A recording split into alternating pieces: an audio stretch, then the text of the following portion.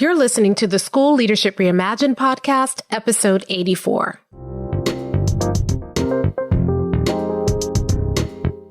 How do builders like us make a dramatic difference in the lives of our students in spite of all the obstacles we face?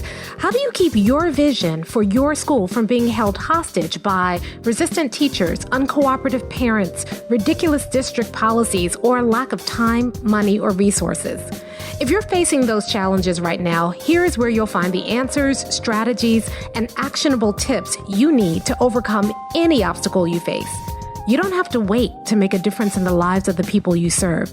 You can turn your school into a success story right now with the people and resources you already have. Let's get started.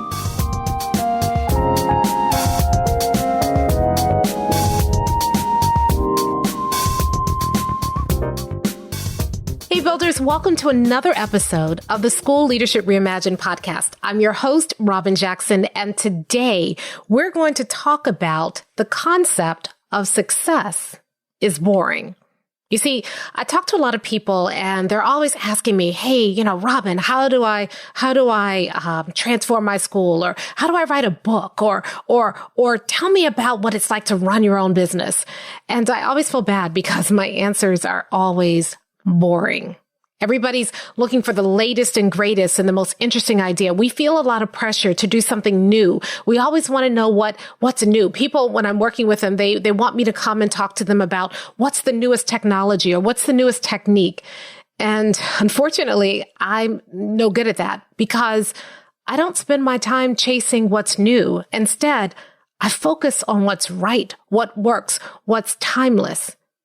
Over the years, I have done it both ways. I've done the new stuff. I've been a victim of that, shiny object syndrome. And I've also done the boring stuff. And I'm here to tell you, success is not exciting. The road to success is pretty boring. So we're going to talk about that today. But before we do, I have two announcements. First one, I'll tell you something that's not boring, and that is going to Builders Lab.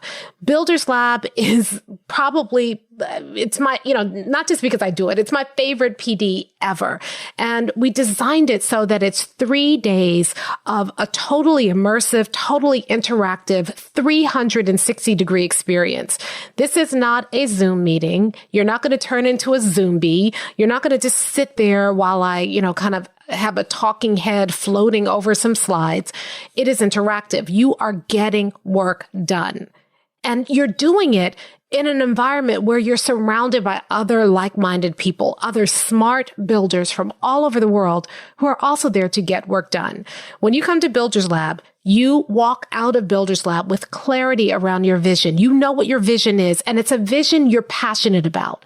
You also walk out with a 90-day plan that helps you get started towards achieving your vision. The idea is that this plan is going to help you eliminate the biggest obstacle you face right now in achieving your vision and to do it in the next 90 days. And that's not all, because even though we're going to spend 3 days together working on this, figuring this out, getting coaching and spending real time, not just listening to training, but participating, learning new skills, applying them right away to your school.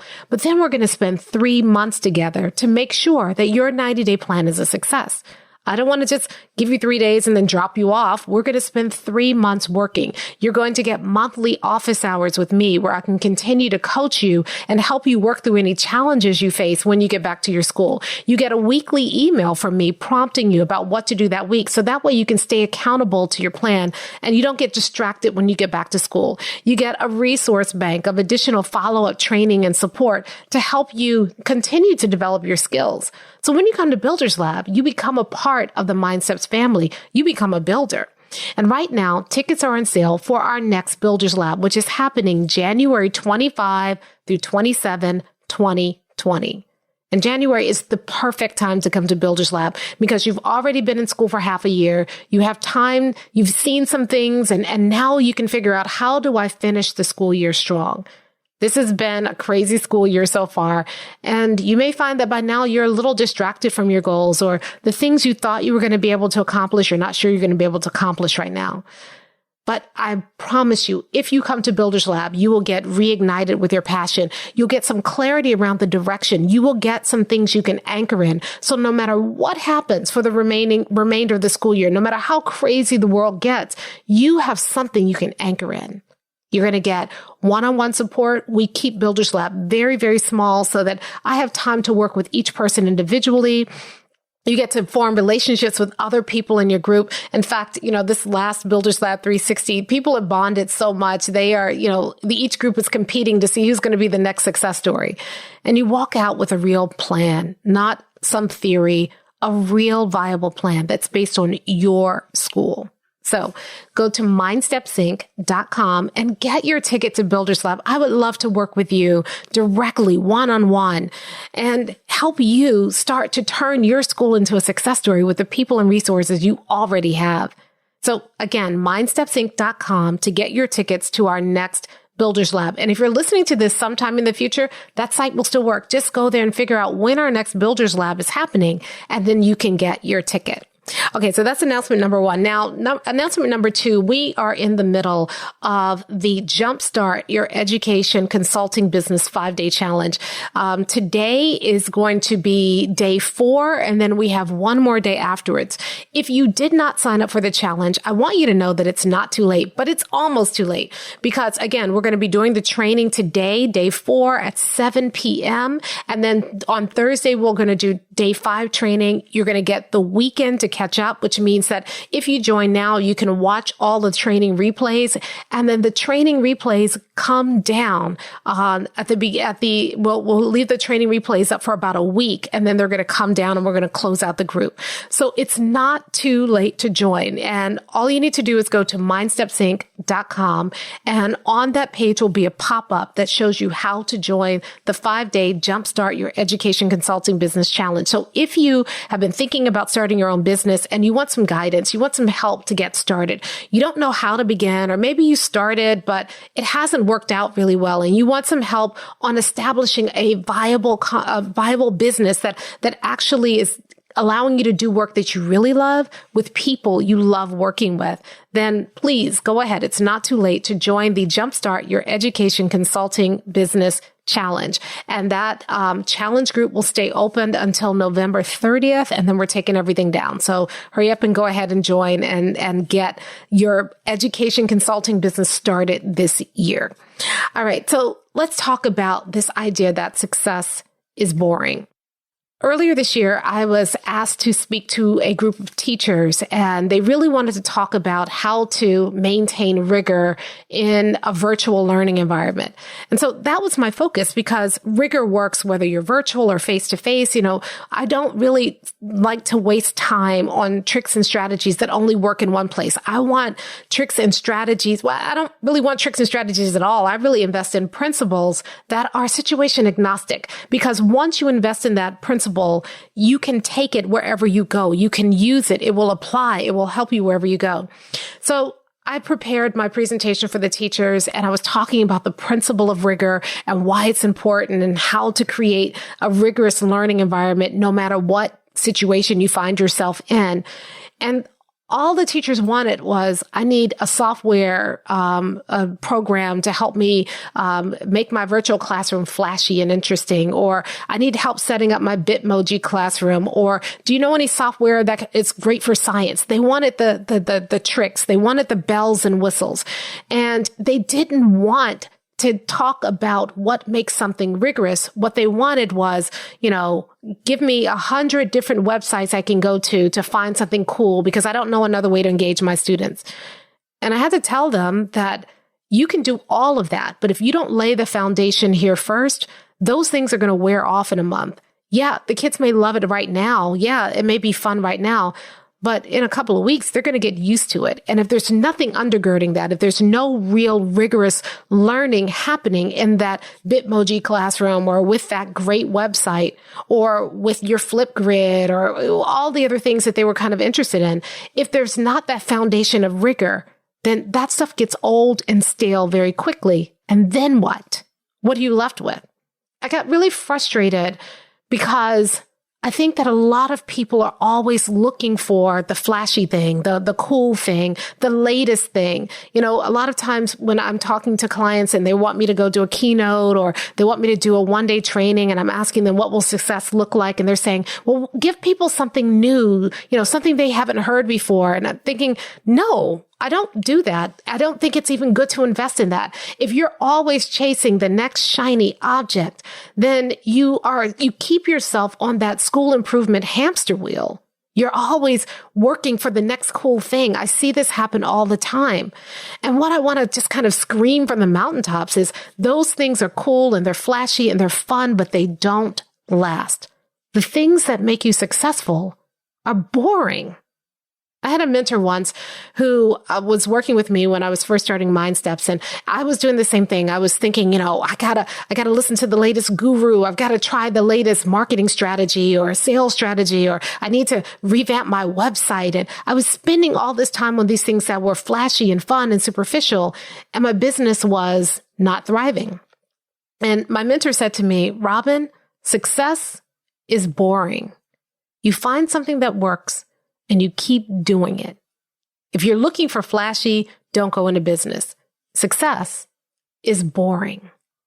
And, it took me back because, what I thought was the fun part of business was doing these new innovative things. But now that I'm older and hopefully a little wiser, I think he makes a good point. Success is boring. The schools that I work with who end up writing their school story and turning their school into a success story, they do it in some really boring ways. People ask me, wow, those results are amazing. That's so exciting. And that is exciting, but how they got there, pretty boring. I've worked with principals who have taken their schools from the bottom of the district to the top of the district. I've worked at principals who have taken their students from, 10, 15% at proficient to 60, 70, 80% proficiency. I've worked with principals who have taken their schools from being an F school by their state grade rating to being an A school. And every single one of them followed a very predictable and very boring pattern. I've also worked with principals who said, they call me up and they say, I want you to work with our school. And last year we had this guru in and we're doing this program. I've worked with schools where they, have 11 to 15 different new initiatives happening all at once.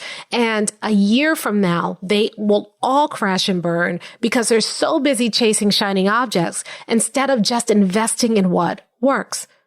Success is boring. People talk to me and they say, I want to write a book. And then they do all this stuff and they never write the book. Why? Because writing a book is boring. Let me tell you, it's boring.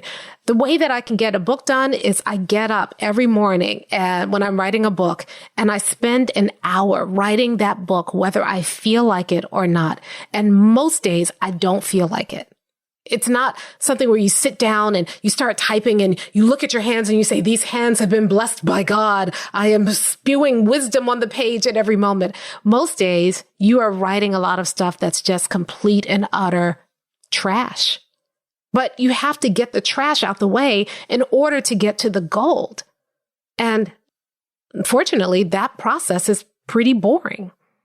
People ask me all the time, hey, how do I build a successful business? Do I need to get my business cards? And they spend all this time kind of picking out logos and colors and working on their website. That part is fun, but that's not a business. Once you have a website and cards, but you don't have customers, you don't have a business. How do I speak on stages? I want to do my keynote addresses. Well, the grind to get on those big stages, boring. People say, I want to transform my school. They come in, they're new principals. I'm going to come into this school and I'm going to transform this school. And they bring in all these programs and people get overwhelmed and they crash and burn. And then there are people who come into a school and transform the school. It's boring. I remember early in my career, when I first started Mind Steps, I was working with the school and they were in state takeover. So they had been consistently a failing school for 3 years or more. And the district had been given mandates to turn it around. They couldn't turn it around. And so the state took over the school and the district was trying to get control back over that school. So the state sent in all these regulators. They replaced the principal, and the new principal, the old principal was very charismatic, and the new principal was boring. He was one of the most boring people I've ever met, just flat. And he had been an assistant principal in the district before, but the district didn't see him as principal material because he didn't have that charismatic, thing that we think about for a principal. And so he had gone to another district. He had shown himself to be successful in that district as a principal. And so he was being brought back in to take over this school. And the school had so many things wrong. And he just sat down. And when we first started working together, we micro-sliced his school and figured out that they really needed to focus on the rigor of instruction. They had all these other programs. They were AP and IB and PBIS and you name an acronym, ABC. And they had all these programs to try to fix the school, and none of it was working. And he said, you know what? We're just going to go back to basics. And they doubled down on rigor. And then his admin team, when they figured out their builder's blueprint, they focused on rigor for instruction. But in terms of which discipline of buildership they wanted to practice, his admin team said, we really need to focus on feedback and support right now. So every admin team meeting, they sat down, they went through their teacher dashboard. Whose classroom have you been in this week? What supports did you give that teacher? How is it moving that teacher to more rigorous instruction? Every single week. Week after week after week, that same boring meeting. But mid-year, instruction started to shift. By the end of the year, they had gone from being an F school to being a C school. The following year, they went from being a C school to being an A- school. And he went on to win Principal of the Year for that county and then for the state. Not because he did something flashy, but because he was boring. And I remember sitting there looking at the success that he had with his school and saying, this guy is so boring, but he was doing the right work. And unfortunately, the right work isn't flashy, it's boring. But he was just dogged and consistent about doing the right work. And that's how he turned his school around. It wasn't a flashy program. It was because he was willing to be boring. And since then, I've seen the same story happen time and time again. The people who are the most successful are willing to be boring. They're willing to be consistent. They're willing to really understand what does it take, not the flashy stuff, but what is the fundamental work that needs to be done. And they're willing to continue to do it, even if it's boring. Success is boring. Success means that you have to commit to something. You have to commit to daily habits that over time build success.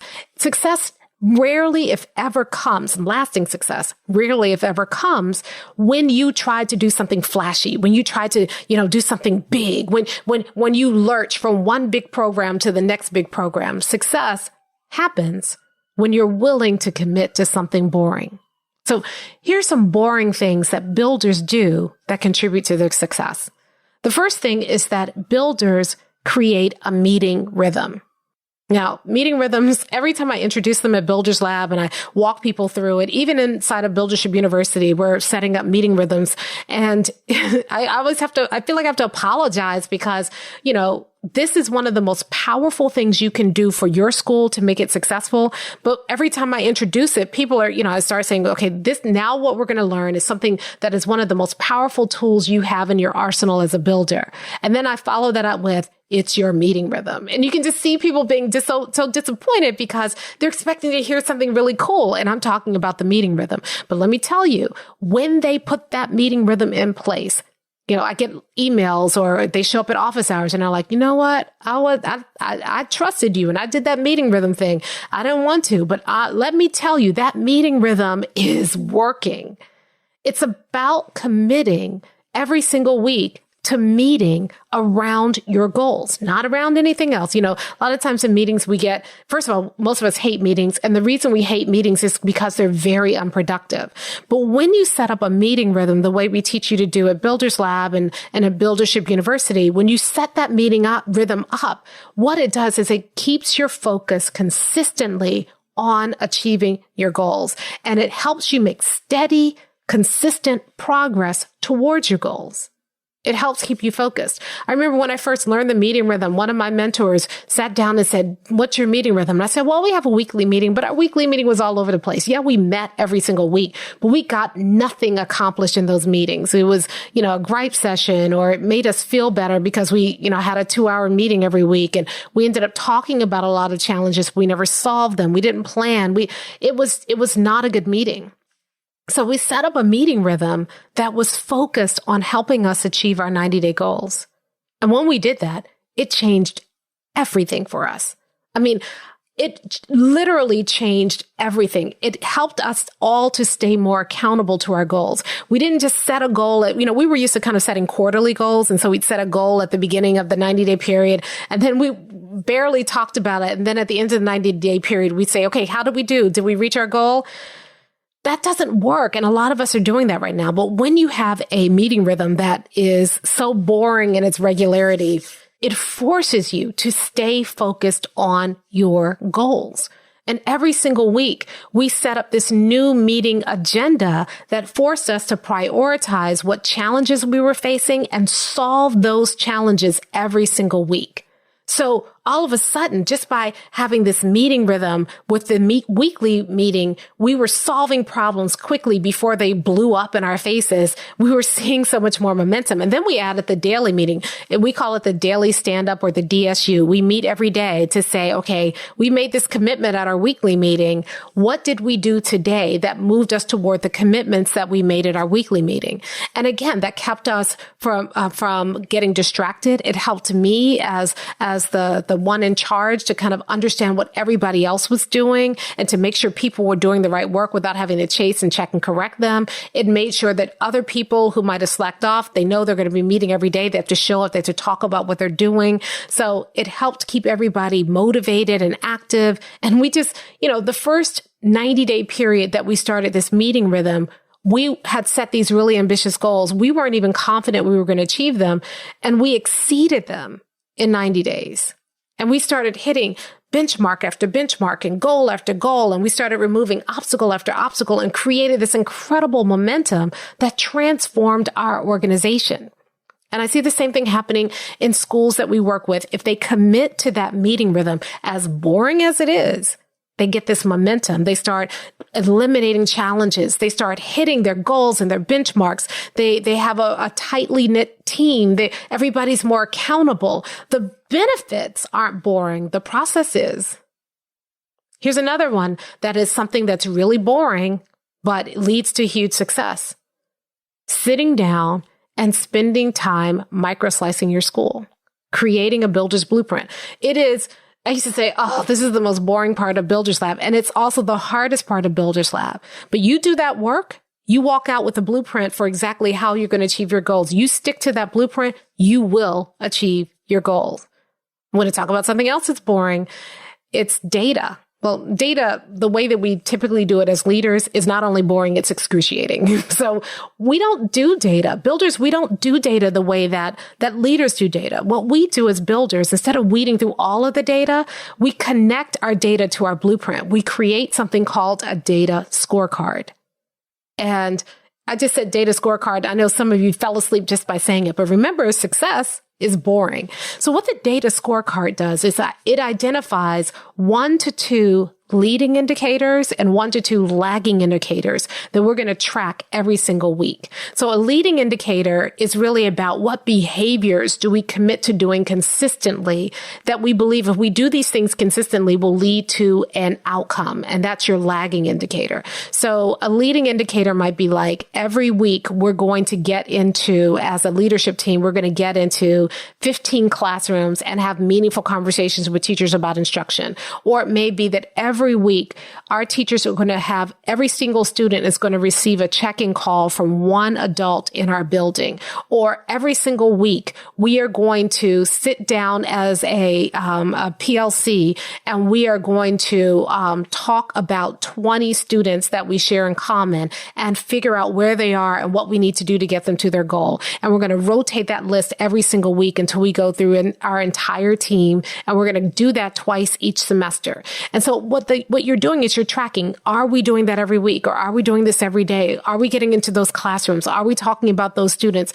Are we looking at those benchmark assessments? And so you track your leading indicators with the idea that if we do that every single week, we should expect this outcome.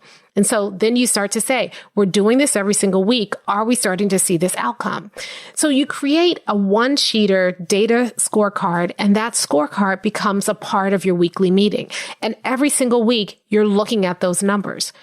Now, boring as heck, but when you do that, it keeps you focused on the activities that are going to give you the biggest bang for your buck down the line. It helps you not just set a goal, but commit to doing the work to achieving that goal. Remember, success is boring, but I'm going to tell you what, when you do that and you start seeing you hitting those benchmarks, you start seeing yourself changing that data, you start seeing yourself changing outcomes for kids, that's not boring. Now, the work to get there, boring, but the outcome, not boring, if we commit to it. You see, we get so distracted. And a lot of times it's not the technique that's the problem. The problem is we get so bored with the technique that we don't see it through. I bet if I asked you, most of you know in your heart, fundamentally, what needs to happen in order to move your school forward. But can you commit to enduring the boredom of the work until you see the results? And most of us can't. Most of us give up too soon. We get distracted. It drives me nuts when I am working with a school and they are lurching from one thing to the next. And every time I talk to them, they're saying, oh, we're trying this new thing. And I have to really watch myself because I almost kind of I get so annoyed that I get cranky about it. So I have to be careful about it. But I want to just kind of shake people and say, stop it. Don't get caught up in the shiny objects. Success is boring. I wish, in my role that I could walk in and give you some sort of flashy solution and, say, oh, here's the magical solution, jump around 3 times and say googly boogly and you'll see magic happen in your school. I wish that I had something like that. But most of the time when I come and talk to people, I'm talking to them about the most boring stuff in the world, like a meeting rhythm and a builder's blueprint and a data scorecard and getting into classrooms and having those feedback conversations and creating and monitoring your teacher dashboard.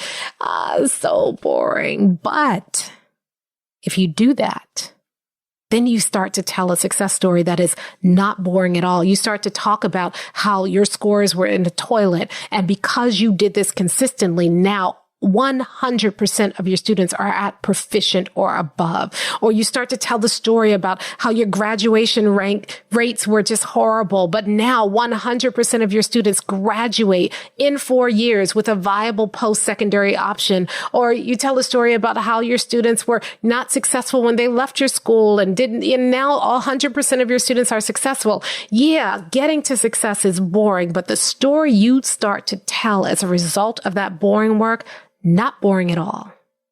You should hear some of the stories that some of the people who have come to Builders Lab are starting to tell. It gives me goosebumps. But you got to do the boring work.